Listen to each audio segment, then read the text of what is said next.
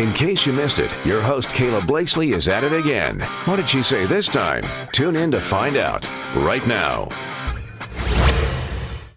I want to go ahead and just run right to our phone lines this morning. Joining us, as he does every Thursday at this time here on the show, we've got Congressman Marlin Stutzman. Good morning, sir. Good morning, Kayla. Great to be with you on mobile this morning. I feel like we've got two really interesting congressional matters to discuss this morning. The drama within the WNBA and renaming Lake Michigan to Lake America. So, Congressman, let's start with the WNBA, because you and several other members of Congress, you sent a letter a while ago essentially saying, hey, we want some answers from the league. And since then, the drama hasn't exactly died down. And I feel like it's been a while since you and I have chatted about this. So let's start there. Did you ever get a letter back, or did the WNBA ever respond in any way? No. And, that's what's really disappointing. And, the WNBA, again, it's look at the Indiana Fever. Caitlin Clark lit it up the other night. They're a super popular team. It's fun to watch basketball within the WNBA, but it's all the off-court stuff, a little bit of the on-court stuff, the hard fouls, the punch through the throat, and, of course, the going after Ennis Freedom, who's standing over on the sideline. They've become a little bit of a sideshow, and they're letting it get away from them. And, our letter was in response to the punch to Caitlin Clark's throat and a couple of other incidences. And we're just simply asking, are these matters being addressed? Is safety a number one priority? Because of the way that foul was made, there wasn't even a flagrant foul called. But now they can't even make up their mind, what is a woman exactly playing in the Women's National Basketball Association, the WNBA. And, we have Royce White and Ennis Freedom both saying, well, you know what, they would identify as a female, and so they should be eligible to play in the WNBA. And they could make this really easy on themselves if they would just make a decision and say, look, no, this is going to be biological women that get to play in the WNBA, and biological men can go play in the NBA or somewhere else. And so they don't. They're trying to play to their woke left and the liberal ideology that's taken over the WNBA.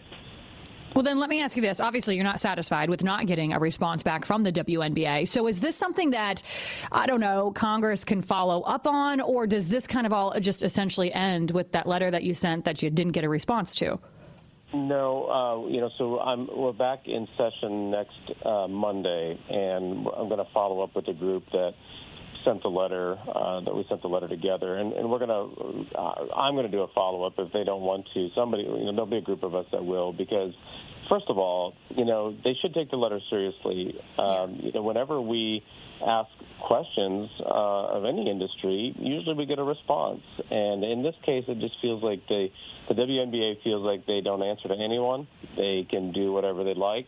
And again, this comes down to the safety and security of the players on and off the court. If they're going to let this sort of drama play out and not give, answers to their own players, it's only going to become more dangerous for both sides, because the player that punched Caitlin Clark, later she said she had death threats. Well, we don't want to see that either. So if you're going to punch a player on the court, and, the other side is going to all of a sudden come back at the player who threw the punch, it only escalates the whole problem, and it becomes dangerous for everybody. And I think that, they genuinely don't want men playing in women's sports, but at the same time, they want to continue to, I saw an interview the other day with Brittany Griner. She's one of the, star basketball players. She was the one that was caught up over in Russia for a while. Yeah. Until she was able to get out of jail over there for carrying some marijuana paraphernalia, if I remember right. But, she is a lesbian, and, she was talking about how she wants to be called Pops by her grandchildren. And so it was Jason Whitley, he's a former NBA basketball player, did a really interesting podcast, and he said, look, it's not so much about biological men playing in the WNBA. It's about the women in the WNBA who want to be treated as men, even though they are women. And so it's a very interesting dynamic, and you're kind of scratching your head. It's like, okay, let's just try to keep this simple again. But we're going to send another letter since they haven't responded. Well, definitely keep us updated there. And Congressman, now that we handled kind of the serious business, I need you to explain why, to WoWo Land, I woke up this morning and suddenly people are talking about Lake America. I realize there's now this effort to rename Lake Michigan to Lake America. I had no idea. And as a congressman from Indiana, I have to know, are you on board with this? Well, is it Lake Michigan or is it Lake Ontario? I heard it originally was going to be Lake Ontario because of the Canada thing. That might be renamed Lake America. But either way, I still like Lake Michigan. Lake Ontario, if it were Lake Ontario, what the president should do is, whether it's Lake America, maybe make it Lake New York. That's where he grew up and that's where he came from. So if Canada wants to continue to mistreat our trade agreements, the tariffs that they put on American goods, these tariffs that President Trump is putting in place, these are just in response to Canada's behavior. And what's really happening, Kayla, is China and Canada are saddling up together. There's still fentanyl coming through Canada. They're trying to get into the United States through the Canadian border. The Mexicans did it in Mexico, where they allowed for all this aluminum to go into Mexico, and then they would shuttle it across into the United States, trying to dump into the United States. So that's what our friends, our neighbors on both sides of us, Canada and Mexico, need to decide. Are they going to be partners and friends with the United States, or are they going to go saddle up with China and other countries trying to take some sort of small economic advantage to pushing product into the United States that can't come directly into the United States? So Canada needs to really think twice, and they got a very liberal government up there.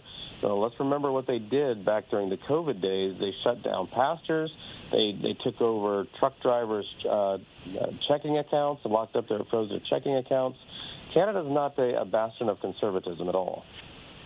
Well, you are correct, Congressman. Lake Ontario, not Lake Michigan. See, this is why we need to rename it. Too many lakes. Lake America, problem solved. As always, Congressman, we love checking in with you every Thursday. We'll do it again 1 week from today.